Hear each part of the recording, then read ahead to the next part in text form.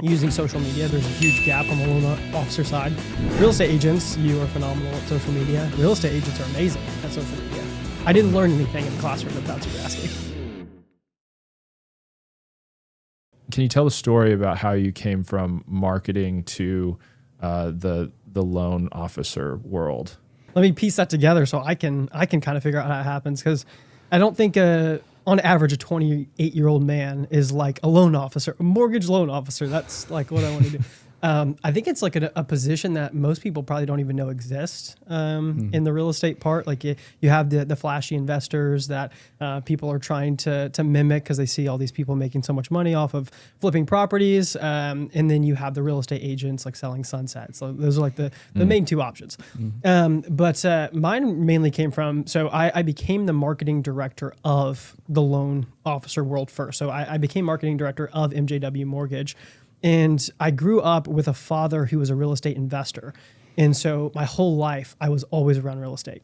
He did home construction. And so like every summer, it was like, boy, you're coming with me. Like you're learning how to hang windows, how to repair roofs and siding and doors and gutters. And so that was my whole life. And then also watched him build a pretty big portfolio. And so I'd always been fascinated with real estate, but I also understood that it takes a lot of capital to get into that world, to stay comfortable. You don't want to take a ton of chances if you have no money in the bank. And so I saw that you needed something to gather up capital, but this is potentially like an avenue that I want to pursue later on in life. And then I also had a lot of really good friends who were in the real estate world. And so I saw kind of the agent side of things, and I was like, like I kind of get it, but I don't know if I'm like the person to like go take you to tours and like look at the cabinets, like they're so beautiful. Like I don't know if that's my personality. But when I saw the like loan officer side of things, I was like, this is like a beautiful combination of both. It's like business, it's finance, it's really getting into the weeds of real estate and also getting to help those homeowners get into the house. It's like a really cool combination of both. And then I get to see how people go about financing this part. And so once I became marketing director, I was there for about a year. But I would say about 6 months in, I started to see like how they live their life. Like what does the daily routine look like and how much money could you make in this profession if you get somewhat good at it? And I was like, man, I think I want to try that instead of pursuing marketing for the long term. And so using all the marketing stuff that I had, using social media, there's a huge gap on the loan officer side. Real estate agents, you are phenomenal at social media. Real estate agents are amazing at social media. Loan officers, not so much. And so I was like, man, I could use this gifting to highlight a relatively older fashioned industry and maybe bring like my own jazz to that. So it's a little bit of it. Yeah. Well, I'd say you're doing it really well, to be honest with you. And I'm kind of curious to hear, so I assume you went to school for marketing. That's how you kind of got into that field, right? Sure. Yeah. It was like business entrepreneurship, but I do think I minored in marketing. Okay. I kind of forgot about that. So I was videographer first. And so I got really good with a camera before anything else. And I was trying to figure out how to make money with a camera. And then eventually I was like, oh, you have to do marketing because you have to show someone why a camera, why content will make them money. So like the ROI on it. And so I had to learn the language of marketing in a completely different sphere. And once I did that, it was like we were speaking the same language. Right. And so, but yeah, I did remember, like I went back on my degree and I was like, oh, I did minor in marketing. That's weird. But yes, I didn't learn anything in the classroom, if that's what you're asking. Well, it's an interesting dynamic because I majored in marketing, and there was like a distinct group of those kids who were very creative and outgoing and who were going to thrive in a sales role, whether it was in real estate or a different field. And then there was the analytical side of marketing, like the marketing research and data analytics, two kind of different groups. And I always felt like I didn't really fit well in either. Like I could pull little pieces, and it sounds like you're doing the same thing. Yeah, no, that's a great observation. And I have so many conversations with people who are in that more creative, like spherical world and like trying to teach them the language of the analytical, running Facebook ads, learning what CTMs are, and like understanding that you have to connect with the business owners of how they're actually going to make money. Like you could do this cool creative thing, but if it doesn't make money and someone spends quite a bit of money with like $5,000 on a commercial or something, or a couple $1,000s on social media management, but you like don't make them money, it's going to be very short lived. And so you have to learn, if you want to be successful, you have to learn both sides of that equation. Right. Well, it's interesting to me that you said you did major in entrepreneurship because I went to business school as well, and it was like kind of all the people I met that were pretty with it with all of the different facets of business, but weren't particularly passionate about any of them. They're all entrepreneurs, because that's what it takes to be an entrepreneur. Is what are all the hats that I have to wear to just make this happen. Yeah, at the beginning for sure. Like you have to learn all kinds of different things, and then hopefully you can slowly start to zero in of that thing that you're so much better at than maybe the rest, or that thing that in the office that you become better at. But yeah, I think knowing each recipe, like, and how to taste it, like what, and then just give it off to the specialist. That's like the ideal world that every entrepreneur tries to get to. But at first you have to learn everything. Yeah. You have to do the beta version of everything, and then gradually you can start kind of working backwards at having somebody else go and improve on the janky thing you put together eventually. I was about to say, yeah, you get like 80% of the way there, and for some reason you're just like bad at the last 20, and it's like, oh, you're an entrepreneur. That's probably an entrepreneur mentality, is like, and you give it to that specialist to like take it to that next level. But yeah, absolutely.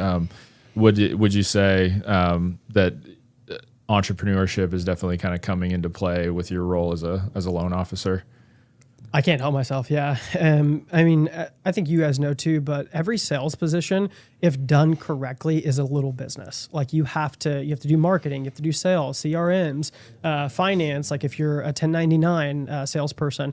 But I think it comes to fruition. If you want to be good at sales, you need to know how to do kind of all of those skills, and then hopefully kind of hire supplemental people to help you even with that role.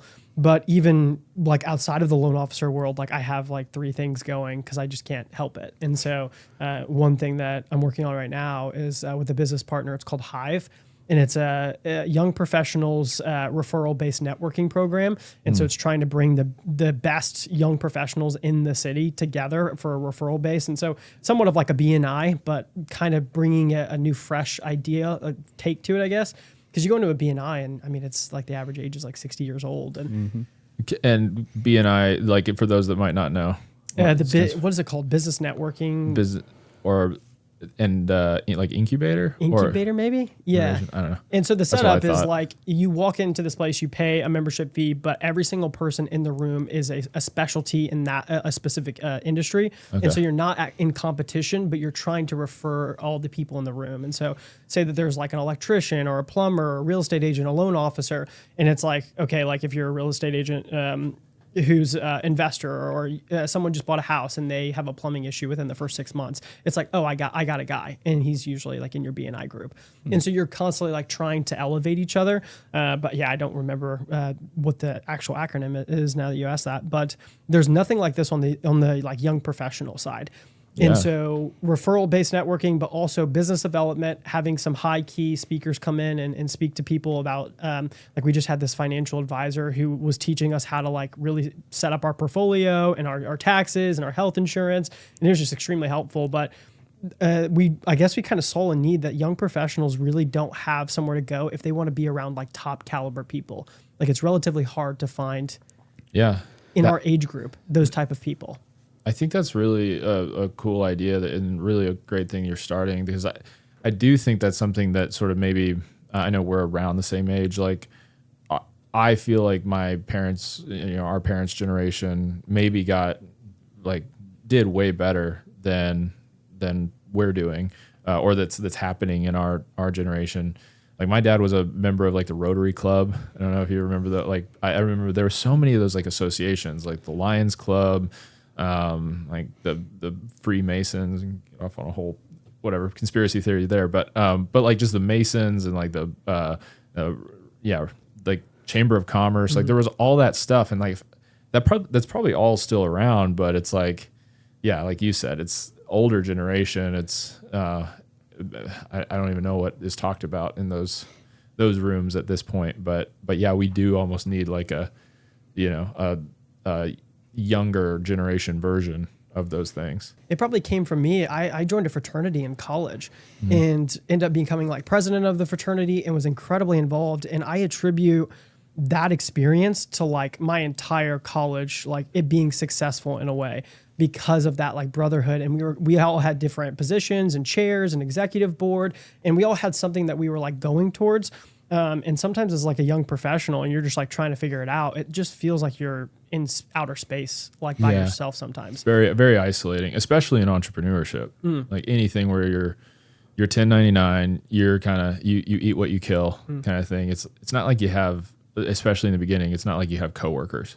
Yep. Or, just like, doing the same thing. So looking for that community is a real thing. Essential. Yeah. And I think what we've done as a marketing guy and someone who creates content, like I kind of talk out of both sides of my mouth, but it's, I think the replacement of podcasting and social media content, like you get that information. And so you think you're good. And so you don't like go and look for mentorship or whatever it might be. Yeah, I think there is still a place to have in-person community with that type of thing. And so, yeah, I think creating both aspects, like I don't think podcasts are bad. I think it's a great place to get information. But when you actually sit down with someone and say, here's the particular problem that I'm having, and you have a specialist who's in there that's really good at social media or really good at that thing that you're trying to create, and they just like sit down with you in 5 minutes and fix your problem, like personally, like it's a completely different ballgame, and you start to elevate so much faster. And so I think, yeah, I'm very excited for what that's going to come. So yeah, it's an interesting perspective that you have, considering it's market specific, right? Like it's one thing to get information from a podcast that's recorded in Philadelphia or Chicago like that, but the fact that you're building it here in Indianapolis is awesome. The professional societies that I had available to me, like American AMA, like American Marketing Association, like when I was in college, it felt very cliquey, and like you said, it didn't feel very welcoming. It was a lot of people who have been in that organization for 20 or 30 years, and so it was kind of hard to break into that. So I got to a point where I just kind of backed away and thought this wasn't for me. You can check out our full library of episodes wherever you get your podcasts.